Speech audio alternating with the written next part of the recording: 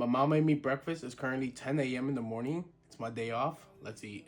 We got homemade tortillas. We got cecina, which is basically like salty dry beef. Some red beans. A little chile. Cheers. Some chicharron. Let's not forget the homemade salsa. Have a bite, have a bite. Don't be shy.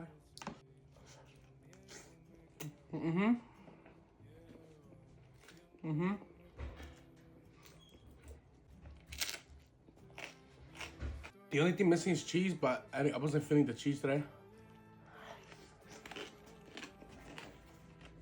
You can grab your beans into your tortilla. Look like that.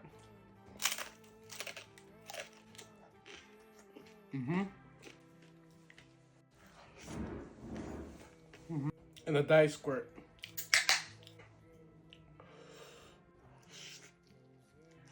If you guys enjoyed the content, leave a fucking follow. Comment something nice. Now let me eat. Bye.